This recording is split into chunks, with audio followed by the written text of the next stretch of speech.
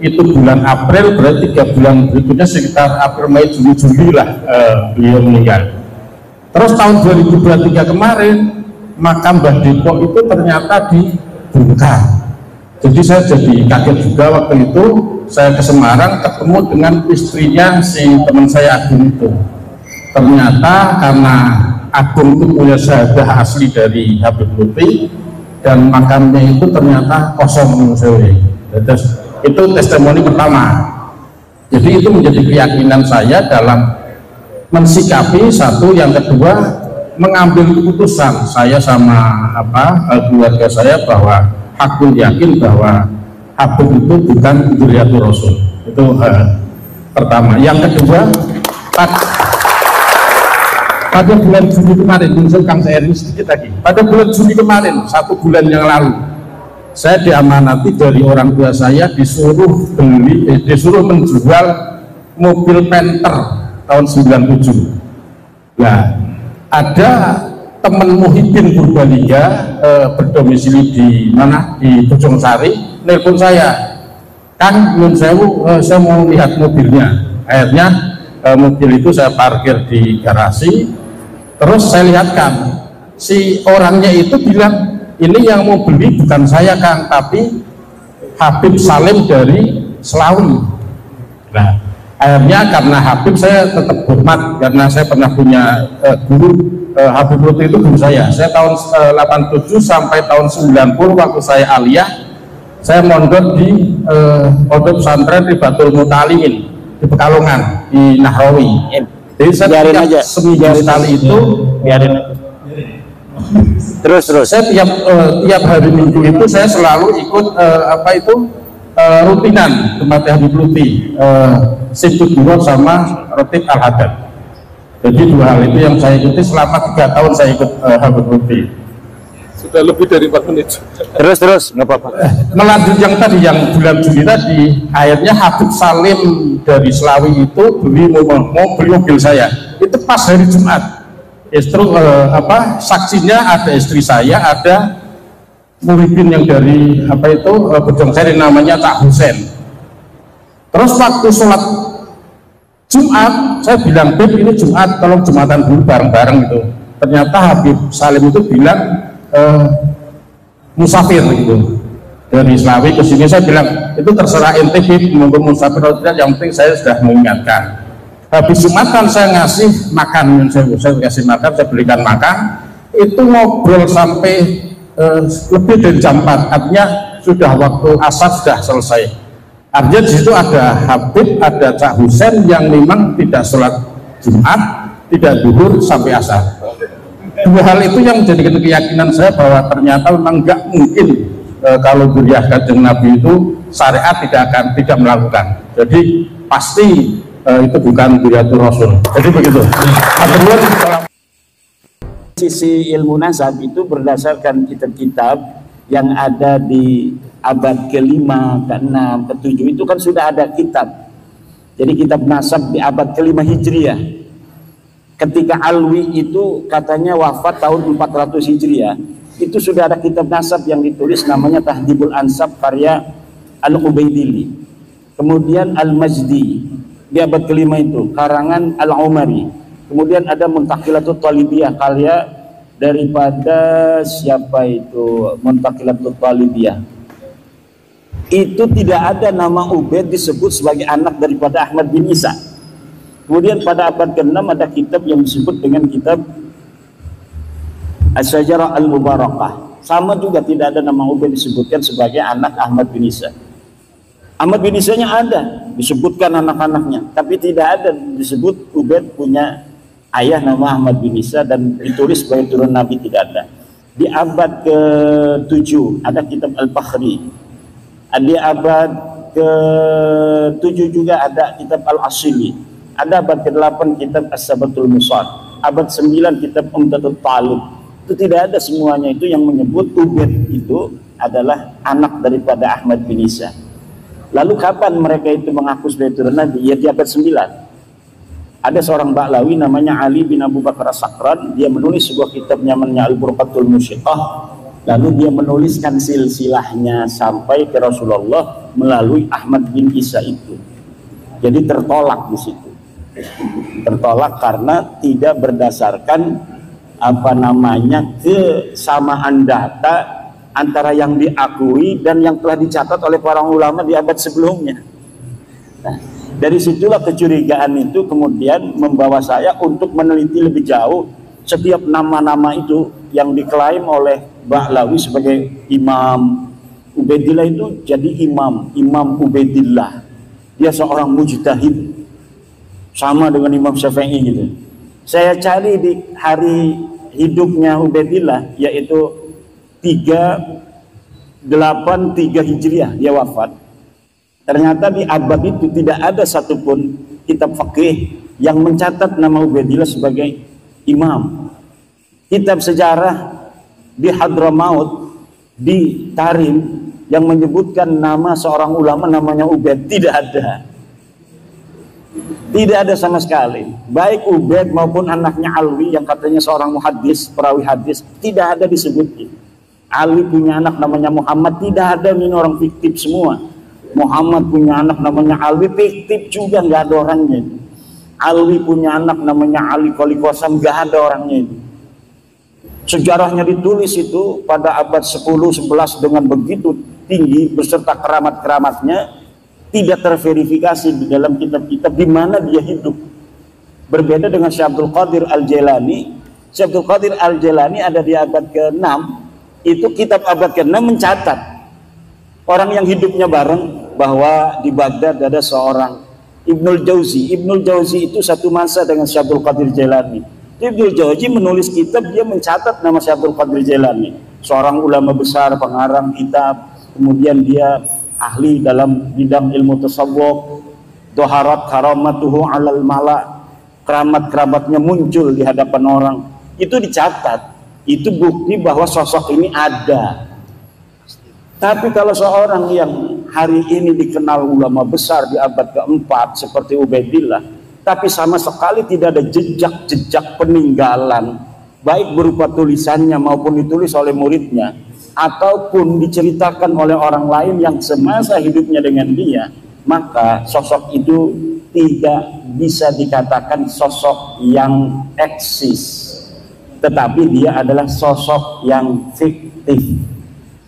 Seseorang yang namanya diciptakan, sejarahnya kemudian dibangun untuk diatribusikan sebagai leluhur mereka, padahal pada masanya nggak ada orangnya dengan kesejarahan yang seperti disebutkan pada abad ke-11, ke-12, ke-13 Hijriah itu.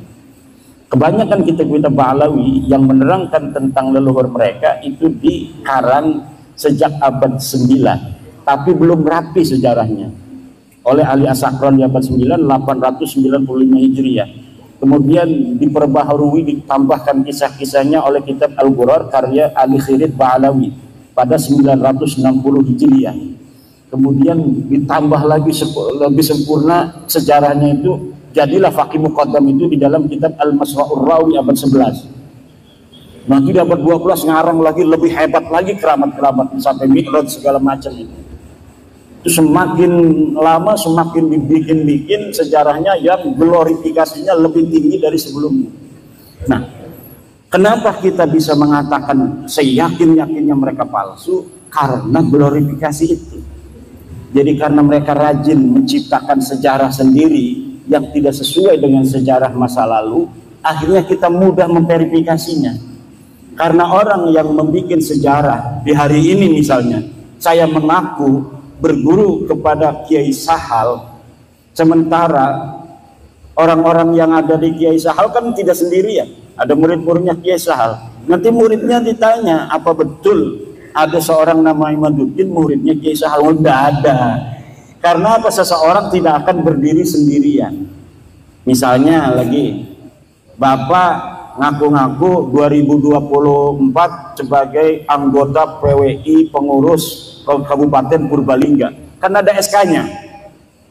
Dia bikin tuh SK-nya, dihapus nama satu orang, dimasukin nama dia. Akhirnya pas diverifikasi di pengadilan, mana kamu ngaku-ngaku anggota pengurus PWI ke Kabupaten Purbalingga? Ini bener, ada kopnya, ada tanda tangannya. Yai Haji Dr. Abbas bin Yahsi MA, ya kan? Pas coba yang lain diambil juga 3, sama tanda tangannya sama, kodnya sama, tanggalnya sama, tapi ini mah namanya Jainuddin, pas ini mah Baklawi namanya. Karena yang merubah si Baklawi sendiri. Coba yang lain lagi, yang SK-nya yang sama, ternyata memang ini beda sendirian. Ditetapkanlah yang beda sendirian ini nama Baklawi ini palsu. Karena apa? Sejarah tidak pernah lahir sendirian. Dia akan terkait dengan orang-orang lain. Dan cara itulah yang saya dapatkan untuk mengetahui kebohongan-kebohongan sejarah Baklawi dengan memukobalah antara satu kitab dengan kitab yang lainnya, satu manuskrip dengan manuskrip lainnya, kesejarahan yang mereka ciptakan, kemudian dapat terverifikasi kedustaannya karena ada kesaksian kitab-kitab yang lain yang tidak menyebutkan nama yang disebutkan oleh Baklawi ini. Contoh, sebentar lagi, Muhammad Shahid Mirbat, katanya dia ulama besar yang ada di Mirbat. Dia guru dari Imam Al-Qal'i. Saya cari Imam Qal'i ini siapa? Ulama besar. Disebutkan di dalam tulisan orang lain, Imam Qal'i ini adalah ulama paling besar di Mirbat. Siapa gurunya? Tidak ada gurunya disebut Muhammad Shahid Mirbat. Dan dia menyebutkan nama-nama gurunya, disebutkan nama-nama muridnya. Tidak ada orang yang namanya Muhammad Shahid Mirbat disebut baik sebagai guru, sebagai murid, atau sebagai sahabat. Saya cari seluruh kitabnya itu yang ada di abad ke-6, ke-7, nggak ada yang menyebutkan seorang di Mirbat ada yang namanya Muhammad bin Ali Shahid Mirbat. Jadi besarnya nama Muhammad Shahid Mirbat di abad 11-12 itu yang ditulis dalam kitab Baklawi tidak terverifikasi di masanya, karena kitab yang ditulis di masa itu sudah banyak dan sama sekali di Difar tidak ada ulama yang bernama Muhammad bin Ali Shahid Mirbat. Bahkan nama Shahid Mirbat terverifikasi nama orang lain. Jadi ada sebuah kitab menyebutkan Shahid Mirbat itu untuk seseorang namanya Muhammad Al-Akhal Al-Manjawi Sahibu Mirbat. Jadi Ahmad bin Muhammad Al-Akhal Sahib Mirbat itu nama raja di Mirbat. Diambil nama Sahib Mirbatnya itu menjadi apa namanya gelarnya dia. Muhammad bin Ali-nya diciptakan. Muhammad bin Ali-nya diciptakan dan terverifikasi nama ini fiktif. Begitu pula keramatnya Pakai Muqaddam. Muqaddam bisa mi'raj segala macam, tidak ada orang di masa Pakai Muqaddam yang menulis Pakai Muqaddam sebagai ulama, tidak ada. Jangankan keramatnya besar, sebagai ulama saja tidak ada. Demikian untuk yang selanjutnya itu kita bisa diskusi, mudah-mudahan ada manfaatnya pertemuan kita kali ini. Wallahu wal muwaffiq ila aqwamit thoriqin. Wassalamualaikum warahmatullahi wabarakatuh.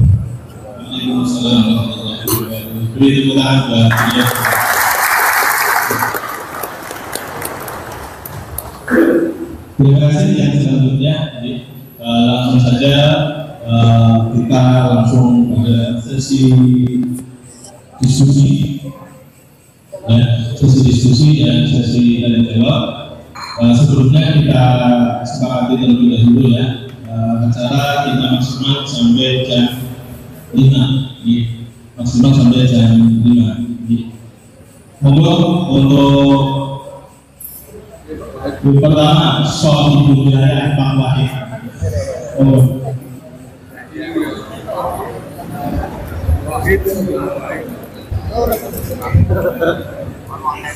Assalamualaikum warahmatullahi wabarakatuh.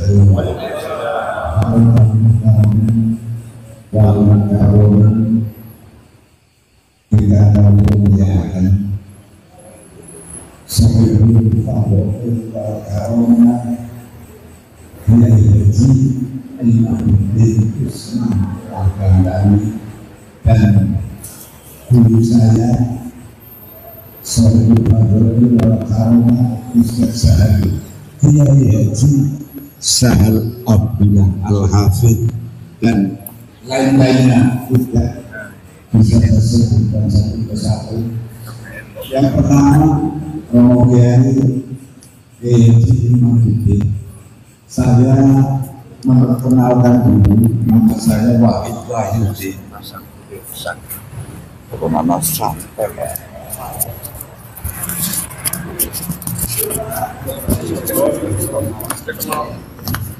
Nama saya Wahid Wahyudi yang tadi disebutkan oleh moderator Sohibul Wilayah. Dan pertama saya menerima Al-Mukarram Sohibul Badr Ilmu Ustaz Al-Abdullah.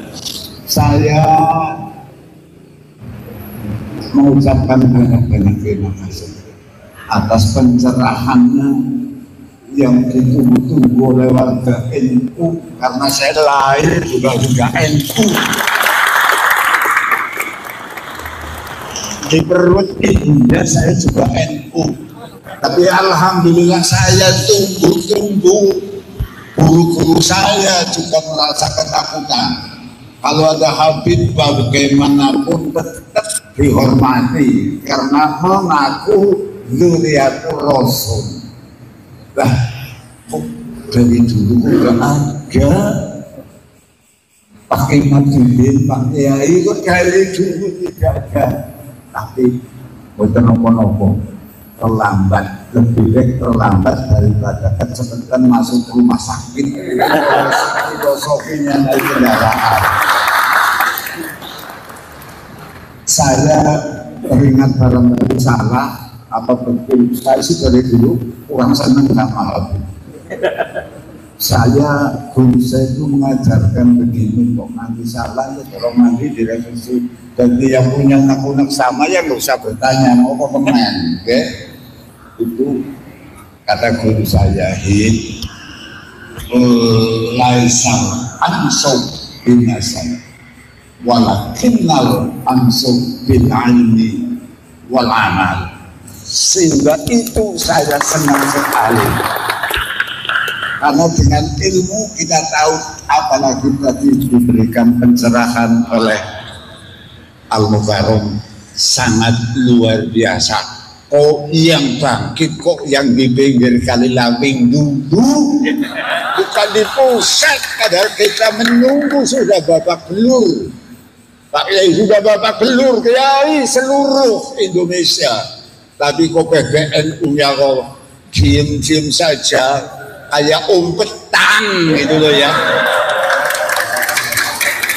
PBNU-nya itu untuk bumper saya, karena saya orang awam. Ya, apalagi PCNU Kabupaten Purbalingga ya orang punya daya kekuatan karena yang di pusat saja diam. Nah, untuk itu sekali lagi saya doakan Al-Mukarram Bapak Kiai Haji Imaduddin kemudian setelah memberikan pencerahan diberikan keselamatan, dan terus silahkan bawa ke seluruh Nusantara. Mudah-mudahan kita yang mendengarkan tausiahnya tadi mudah-mudahan mendapatkan pengertian yang bermanfaat. Sekali lagi saya ucapkan terima kasih dan alhamdulillah lewat Al-Mukarram hadir di Pondok Pesantren Aqsal Madinah, jadi ngerti PPI. Saya kemarin nggak ngerti, alhamdulillah saya jadi ngerti. Demikian yang saya sampaikan, kurang lebihnya mohon maaf yang sebesar-besarnya. Assalamualaikum warahmatullahi wabarakatuh. Terima kasih kepada Pak Kiai Wahid. Ini semacam testimoni. Kita untuk yang selanjutnya, ya untuk dari Purbalingga. Sebelumnya saya kasih waktu pertanyaannya maksimal 2 menit. Cuma waktu maksimal 2 menit. Kalau tadi saya nggak berani nyekat. Sohibul Wilayah. Allah wabarakatuh. Belum di Islam saja. Purbalingga. Mungkin kami jadi saya tidak bertanya, tapi testimoni.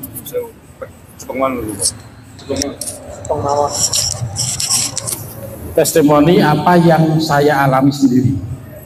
Jadi tahun 2021 saya itu mau ke Jombang Tebu Ireng, nengok anak saya karena nyantri di sana. Sampai di Semarang saya dicegah sama teman saya di Semarang, namanya Agung, tapi saya biasa manggil Tisen, itu teman kuliah saya. Terus ternyata si Agung tadi yang dulu teman kuliah saya sekarang jadi juru kunci makam, namanya Raden Tumenggung siapa, terkenal makam Mbah Dipok di Semarang, di Kampung Petempen. Monggo saged dipun pirsani teng Facebook teng YouTube wonten. Terus saya karena tahun 2021 belum rame, saya ziarah di makam itu. Habis itu saya ke Jombang, 3 bulan setelah itu teman saya tiba-tiba jatuh sakit dan akhirnya 2 bulan meninggal, teman saya itu.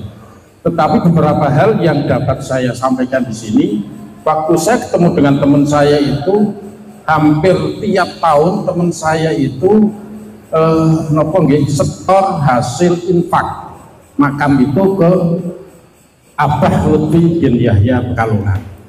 Itu hampir tiap tahun, dan itu kata teman saya itu minimal 5 karung hasil infak itu.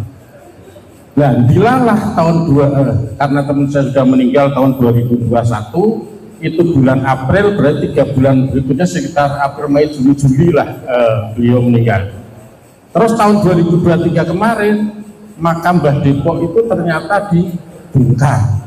Jadi saya jadi kaget juga waktu itu. Saya ke Semarang ketemu dengan istrinya si teman saya Agung itu.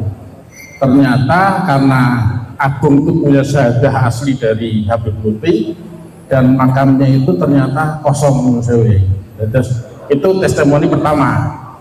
Jadi itu menjadi keyakinan saya dalam mensikapi satu, yang kedua mengambil keputusan saya sama keluarga saya bahwa hakul yakin bahwa Habib itu bukan dzurriyyatur Rasul. Itu pertama. Yang kedua,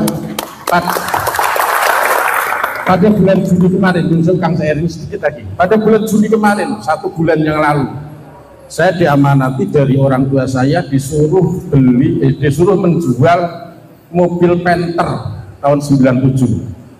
Nah, ada teman Muhyiddin Purbalingga berdomisili di mana, di Bojong Sari, nelpon saya, Kang nyun sewu, saya mau lihat mobilnya. Akhirnya mobil itu saya parkir di garasi, terus saya lihatkan, si orangnya itu bilang, ini yang mau beli bukan saya Kang, tapi Habib Salim dari Selawi.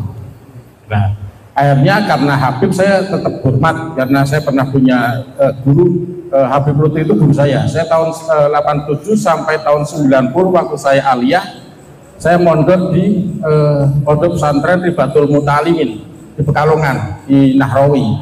Jadi saya tiap seminggu sekali itu biarin aja.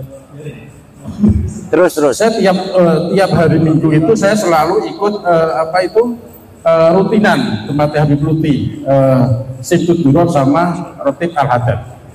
Jadi 2 hal itu yang saya ikuti selama 3 tahun saya ikut Habib Lutfi. Sudah lebih dari 4 menit. Terus nggak apa-apa. Melanjut yang tadi, yang bulan Juli tadi, akhirnya Habib Salim dari Selawi itu mau beli mobil saya. Itu pas hari Jumat. Justru saksinya ada istri saya, ada Muhyiddin yang dari Bojong Sari, namanya Cak Husen. Terus waktu sholat Jumat, saya bilang, Beb ini Jumat, tolong Jumatan dulu bareng-bareng gitu. Ternyata Habib Salim itu bilang musafir gitu. Dari Selawi ke sini, saya bilang, itu terserah ente Beb, monggo musafir atau tidak, yang penting saya sudah mengingatkan. Habis Jumatan saya ngasih makan, saya kasih makan, saya belikan makan, itu ngobrol sampai lebih dari jam 4, artinya sudah waktu asar sudah selesai. Artinya di situ ada Habib, ada Cak Husen yang memang tidak sholat Jumat, tidak zuhur sampai asar. 2 hal itu yang menjadikan keyakinan saya bahwa ternyata memang nggak mungkin kalau dzurriyyah Kanjeng Nabi itu syariat tidak melakukan. Jadi pasti itu bukan Bidatul Rasul. Jadi begitu. Assalamualaikum warahmatullahi wabarakatuh. Ini banyak. Selanjutnya Enggak sholat. ini testimoni dari Ya, testimoni. selanjutnya Pak Heri. Bagus. Gus, sini. Kalau testimoni biarin aja, bagus itu.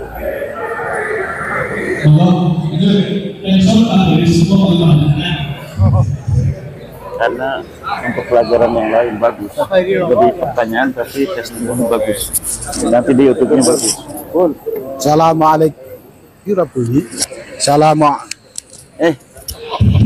Assalamualaikum warahmatullahi wabarakatuh. Waalaikumsalam.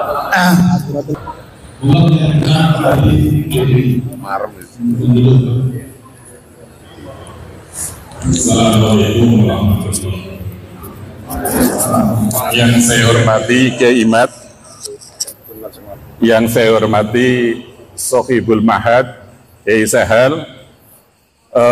Sebenarnya kita semua mempunyai perasaan yang sama. Bahkan hampir seluruh Indonesia kita mempunyai perasaan yang sama, yaitu mempunyai tanda tanya terhadap para habaib, para habib. Nah, untung ada seseorang yang berani menarik pelatuk, sehingga pelatuk yang lama sudah siap, ini tidak ada yang berani memicu. Alhamdulillah Kiai Imad lah orang yang berani mengambil senapan kemudian menarik picu itu, menarik pelatuk itu sehingga meledak. Lah dari ledakan inilah bermacam-macam kontroversi itu terjadi, sehingga nyuwun sewu kepada Kiai Imad, walaupun secara formal, secara organisasi NU masih menafikan panjenengan, masih tidak mempercayai tesis panjenengan, tapi insya Allah banyak warga negara Indonesia yang sepakat, yang mendukung gerakan panjenengan. Oleh karena itu PR untuk panjenengan, yaitu panjenengan mohon untuk mencari jalan searif mungkin, sebaik-baiknya untuk mendekati para kiai sepuh yang masih hormat, yang masih ta'zim, yang masih nyuwun sewunya di bawahnya para habaib. Lah kiai-kiai itulah monggo panjenengan dekati. Gerakan Imaduddin ini mempunyai PR untuk mendekati bagaimana caranya agar para kiai sepuh yang menolak panjenengan itu bisa luluh. Sekian, assalamualaikum warahmatullahi wabarakatuh. Terima kasih. Yang satu lagi. Assalamualaikum warahmatullahi wabarakatuh.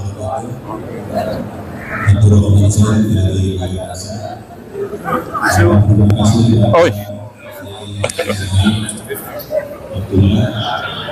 kasih. Hari ini saya lega sekali. Setelah puluhan tahun saya menunggu bahwa Habib Rizik bersama Abdurrahman Wahid berbeda, dan hari ini saya lega, saya pendukung Abdurrahman Wahid, ternyata Habib Rizik hilang. Yang kedua yang duduk di sini, Imad, Muhibbin, Habib Lutfi semua. Nanti dulu, jangan dulu jawab. Sampai bukti di Masjid Balai Raksa ingin kedatangan Habib Lutfi, tidak sampai batunya dibawa ke Palongan, ditandatangani, tanda tangannya masih ada di Masjid Balai Raksa. itu pertanda bahwa di sini masih Muhyiddin Habib Lutfi bin Yahya. Kalau hari ini saya nggak tahu. Kemarin. Yang ketiga, saya urut biar cepat 2 menit kan. Ya. Yang ketiga, saya sepakat dengan pertanyaan bagaimana dengan kalau saya tidak mengatakan PBNU, saya akan mengatakan dengan Kiai Miftahul Akhyar. Satu. Yang kedua dengan pondok pesantren yang ada di Sidogiri. Yang ketiga dengan pondok pesantren yang ada di Jawa Timur, Kediri. Dan bagaimana menyikapi seorang kiai dan anak buahnya yang umatnya ribuan juga masih tetap tidak ke Kiai Imad, juga tidak ke Kiai Habib. Bahkan Habib itu bernaung di situ, yaitu dan saya salah satunya adalah Muhyiddin Mbah Maimun Zubair.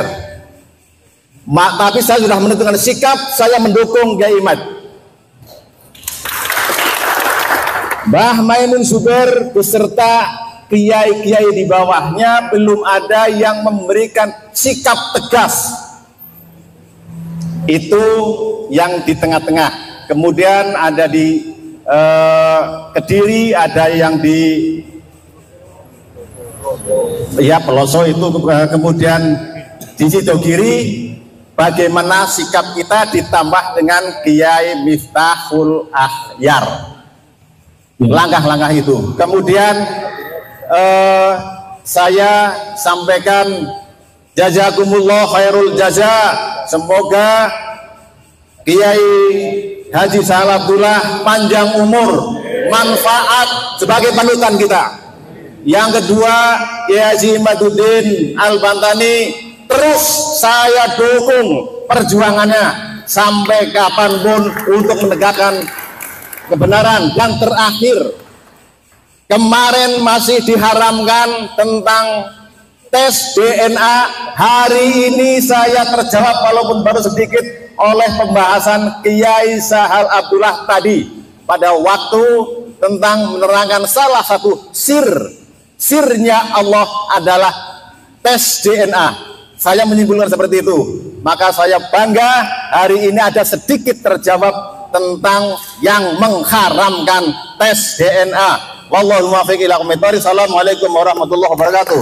Waalaikumsalam warahmatullahi wabarakatuh. Terima kasih. Ini sesi pertama ya. Saya tangkap dari beberapa yang telah disampaikan oleh para kiai, para bapak semua tadi. Itu ada yang curhat, ada yang testimoni, dan ada yang bertanya. Nah, saya catat yang bertanya saja. Okay. Yang pertama ini kepada Kiai Imaduddin, bagaimana supaya bisa bersinergi antara tesis Kiai dengan PBNU. Yang pertama. Kemudian yang kedua, ini kayak semacam minta tolong atau perintah gitu. Di Pak Dewi, perintah nanti harus nyampe Pak Dewi. Ini monggo dekati Kiai Sepuh yang masih di bawah wilayah Kiai punya kekuatan. Kemudian yang terjadi bagaimana menyikapi Kiai besar atau Kiai yang umatnya banyak atau pesantrennya besar tetapi belum berkomentar secara keilmuan, dalam arti masih di bawahnya titik. Jadi sesi pertama, kemudian sesi kedua nanti selain ini yang ada hubungannya dengan urusan kemerdekaan adalah hak segala bangsa. Jadi ada kaitannya dengan kebangsaan atau keindonesiaan. Monggo berubah tiga lagi. Terima kasih. Pertama, terima kasih saya ucapkan kepada Sahibul Wilayah Kiai Wahid dan atas doa-doanya. Ini adalah merupakan sebuah alamatun min alamatil khair bagi saya, bahwa memang apa yang saya lakukan itu dinilai oleh tokoh masyarakat, ada manfaat yang bisa diambil oleh banyak orang. Buktinya adalah dari pernyataan Kiai Wahid tadi. Untuk pertanyaan bagaimana upaya saya untuk agar pembahasan penelitian tesis saya itu bersinergi dengan PBNU. Ya, saya kira secara kelembagaan PBNU pada hari ini tidak ada kata menolak tesis saya, walaupun memang belum ada kata menerima tesis saya. Tidak ada. Ada beberapa tokoh di PBNU hari ini yang mengatakan terlihat nampak berseberangan itu kan cuma satu orang. Yang jelas-jelas itu beliau menolak. Itu pun beliau menolak bukan pada isi daripada tesis saya. Yang beliau tolak itu adalah karena menurut beliau saya kelihatannya maksa orang untuk mengikuti saya bahwa Ba'lawi ini bukan turunan Nabi. Gus Fahrur itu mengatakan bahwa dia bukan menolak isinya, tapi menolak saya kelihatannya memaksa orang untuk percaya bahwa Ba'lawi itu bukan turunan Nabi. Yang dia inginkan katanya kalau sudah buat tesis membatalkan, ya udah, orang mau percaya mau tidak itu biasa perbedaan pendapat. Nah, itu di situ. Padahal memang saya ketika mengatakan bahwa Ba'lawi ini bukan keturunan Nabi, tidak ada memaksa orang. Misalnya Kiai Wahid, kalau nggak percaya awas, nggak ada itu. Adapun ketika terjadi sebuah dinamika dalam forum diskusi, yaitu adalah penguatan dan pendalaman dari materi yang sedang dibahas. Misal, ketika terjadi, saya mengatakan hakul yakin bahwa para Ba'lawi Habib ini bukan turunan Nabi. Itu adalah dinamika dalam sebuah forum, baik dalam sebuah debat, diskusi maupun dalam ceramah. Untuk apa? Agar orang-orang mengetahui kadar keyakinan kita terhadap apa yang kita teliti. Karena orang, terutama orang awam-awam, itu tidak bisa meneliti seperti para kiai.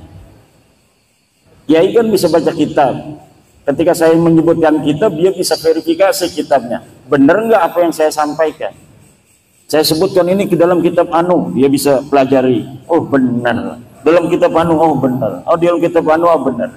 Tapi untuk masyarakat awam yang lain, cukup dengan kata-kata bahwa saya bertanggung jawab dunia dan akhirat, bahwa Ba'lawi ini bukan cucu Nabi.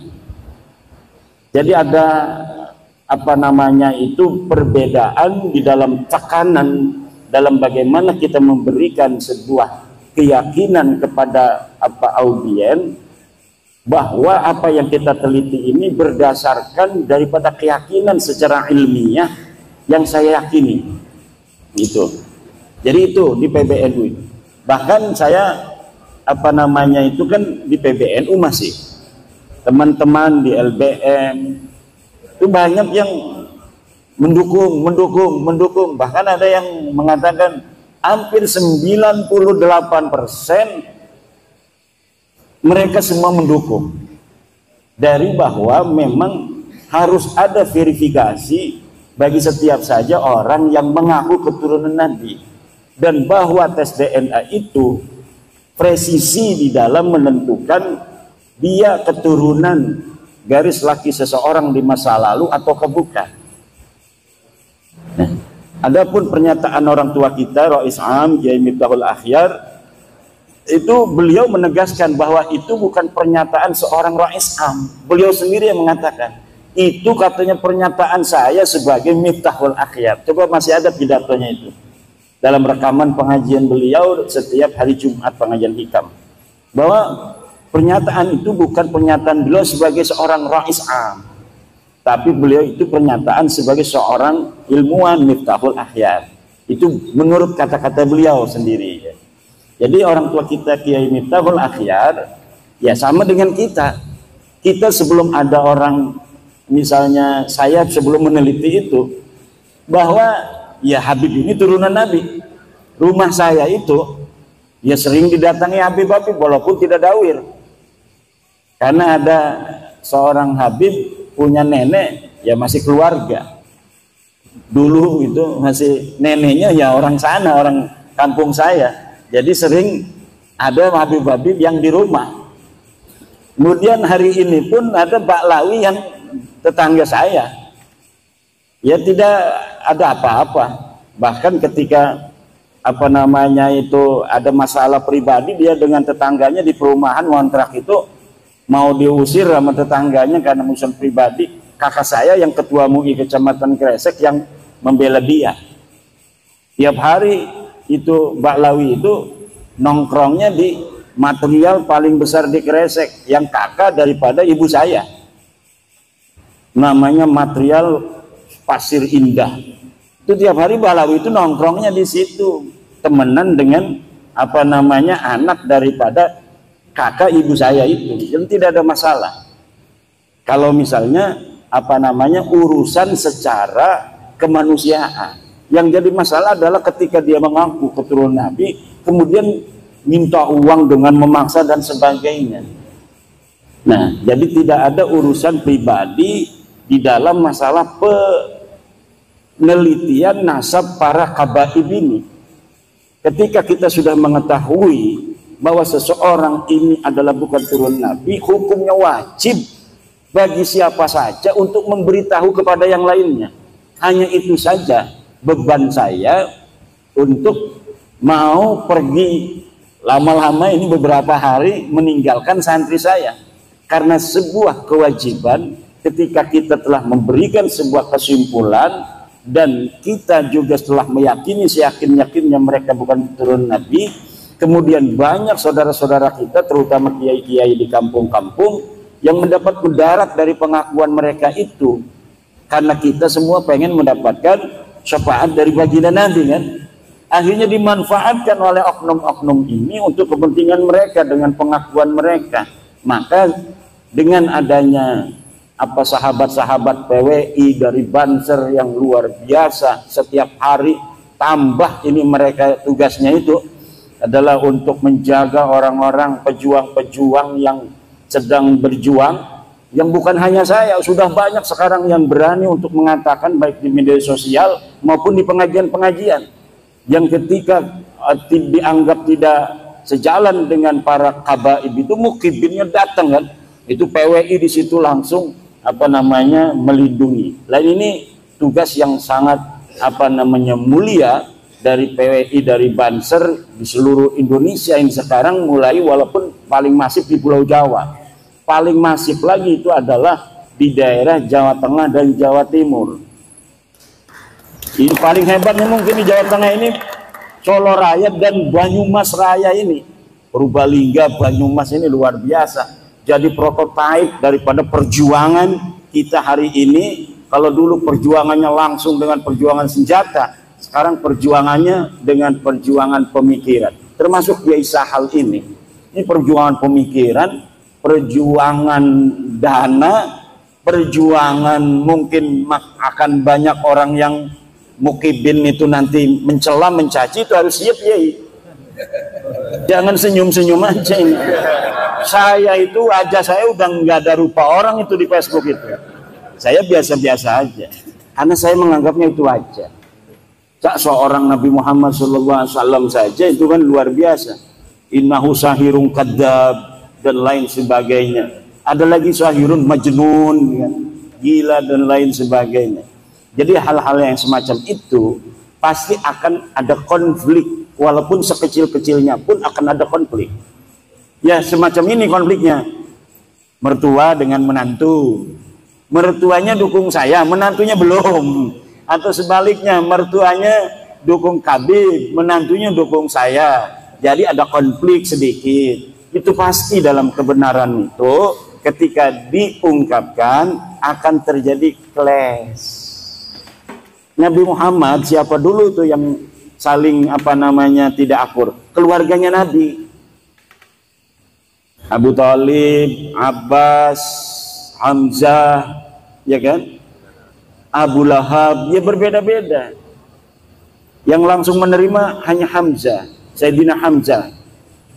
Abbas belum. Sampai perang Badar, Sayyidina Abbas itu masih perangnya bersama Abu Sufyan, bersama Abu Lahab, Abu Jahal. Kemudian Sayyidina Abu Talib sampai meninggal tidak terdengar beliau mengucapkan la ilaha illallah, walaupun selalu mendukung. Jadi ada yang mendukung terus tapi nggak mau masuk PWI. Tapi mendukung, bahkan ngasih uang kalau ada acara PWI. Tapi belum pernah ngomong saya adalah percaya, saya yakinnya baklau itu bukan cucu Nabi, belum pernah ngomong begitu. Tapi kalau ada acara PWI, ini buat ini, ngasih aja sama ketua PWI Ki Ali Ridho tuh. Ini 300.000, 400. Nah ini Abu Talib itu. Abu Talib itu tuh. Nah saya yakin orang tua kita di PBNU itu para aulia-aulia lah. Jadi apa? Para pemimpin NU itu kalau sudah diangkat di PBNU itu memiliki kelebihan. Dan apa yang telah dilakukan oleh orang-orang tua kita itu mungkin itu yang terbaik pada saat ini.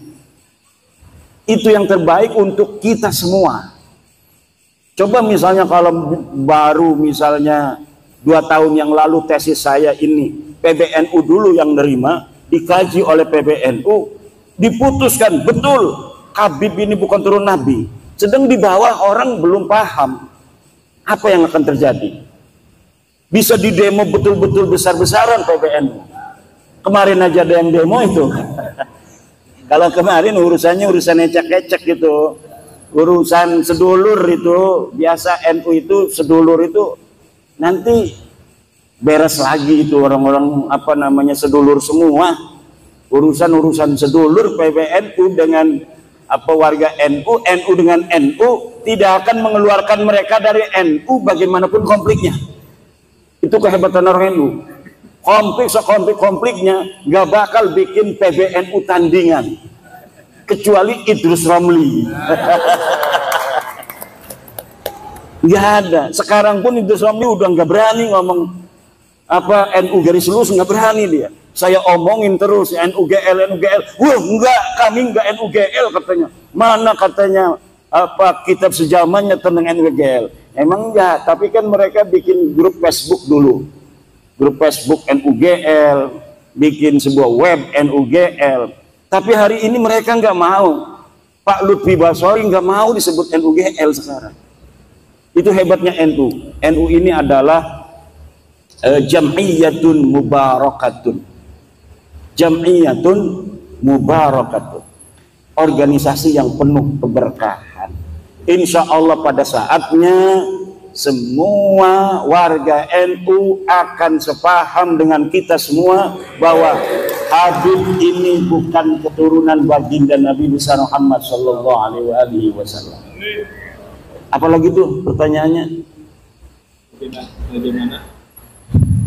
Bagaimana menyikapi kiai besar yang umatnya banyak ini masih belum mendukung secara ilmuwan? Innaka la tahdi man ahbabta walakin Allah yahdi ayasa. Pada zaman Nabi juga yang pertama beriman itu selain dari Sayyidatuna Khadijah, Sayyidina Ali siapa? Ammar bin Yasir, ya kan? Siapa lagi itu? Sumayyah, kan? Orang-orang ya kelas-kelas kita semua, Bilal bin Rabah. Tapi nanti lama-lama semuanya. Kalau dari atas dulu kurang cantik, tapi kalau dari bawah luar biasa itu.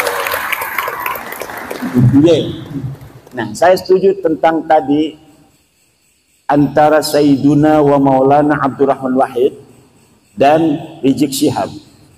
Kalau kita ingin tahu bagaimana dia menantang mubahalah kepada Gus Dur dulu, Gus Dur, bawa anakmu, bawa istrimu, ayo kita bermubahalah. Siapa di antara kita yang dapat laknat? Siapa di antara kita yang mati mendapat laknat? Kalau saya dalam kebenaran, maka kau akan mati mendapat laknat. Kalau kau dalam kebenaran, saya dan keluarga akan mendapat laknat. mati dalam su'ul khotimah katanya kan, mati hina dina. Gus Dur udah meninggal apa belum? Gus Dur sudah wafat, dan dunia menyaksikan Gus Dur wafat dalam keadaan mulia. Gus Dur wafat sebagai seorang presiden yang diiringi sampai liang kuburnya dengan penghormatan paling tinggi dari negara Republik Indonesia, dihadiri oleh presiden dengan iringan la ilaha illallah oleh para santri, ribut antara apa namanya itu pas pampres, antara protokol negara dengan protokol santri. Pas pampres pengennya pakai dar der dor, santri ya ilaha illallah, ngacak semuanya, pengen menghormati Gus Dur untuk terakhir kali. Ketika dia sudah ditanam, sudah didafnu, kemudian mulai dari dia itu dikubur, doa-doa suci dari masyarakat untuk dia sampai hari ini tidak pernah berhenti. Ini menunjukkan Gus Dur radhiyallahu anhu wafat dalam kemuliaan. Ketika hidup dia hidup dalam kebenaran, menegakkan kebenaran, dan ketika wafat dia wafat husnul khatimah, wafat dalam keadaan mulia. Sekarang tinggal musuhnya yang mubahala itu. Kita akan saksikan yang berani bermubahala dengan Gus Dur itu bagaimana akhir hidupnya. Dan hari ini alamannya sudah mulai nampak, bagaimana setiap hari dia merendahkan dirinya dengan kehinaan, terus menuju titik nadir kehinaan yang paling hina.